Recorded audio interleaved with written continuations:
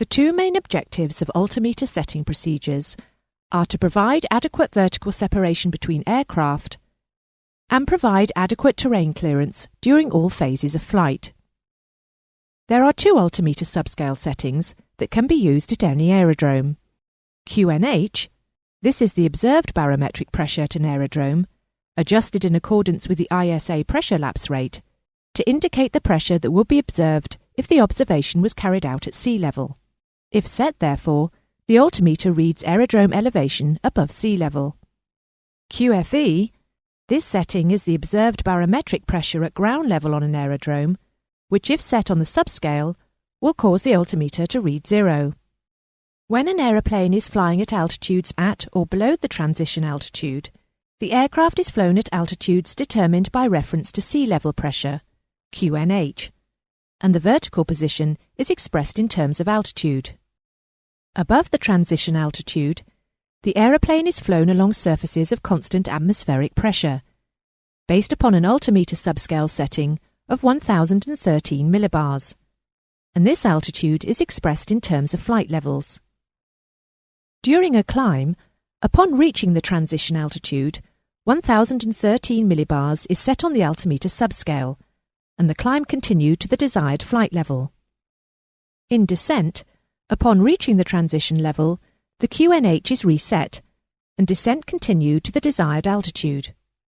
The flight level 0 is located at the barometric pressure level of 1013 millibars, and all subsequent flight levels are separated by pressure intervals corresponding to 500 feet in standard atmosphere.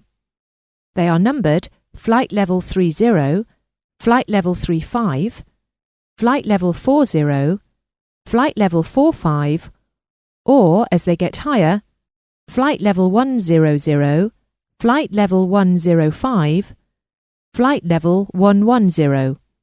The last two zeros of the number are always omitted. The transition altitude is to be specified for every aerodrome by the state in which the aerodrome is located, and shall be as low as possible, but normally not lower than 3,000 feet. Transition altitude will be calculated and rounded up to the nearest 1,000 feet, and published in the nation's AIP and shown on charts and approach plates. In the United States of America, for example, the transition altitude over most of the country is 18,000 feet, but it is higher over the mountains. In New Zealand, it is generally 13,000 feet. Remember that the transition level is the flight level at which the altimeter is reset to the aerodrome QNH on the descent.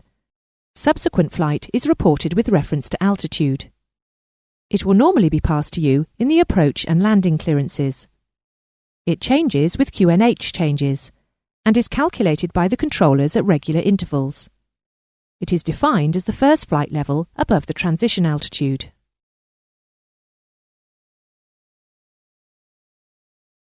Also, don't forget that the transition layer is the airspace between the transition altitude and the transition level. It is usually insignificant.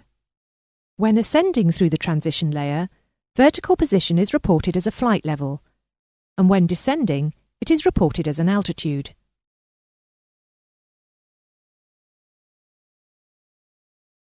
Before commencing an approach to an aerodrome, the pilot is to obtain the transition level. Before descending below the transition level, the latest QNH is to be obtained. QFE may be used by a pilot so that he may obtain terrain clearance information during the final approach to a runway. When cleared to land, and with QFE set, the OCA or H may be calculated with reference to height above the aerodrome datum for that portion of flight.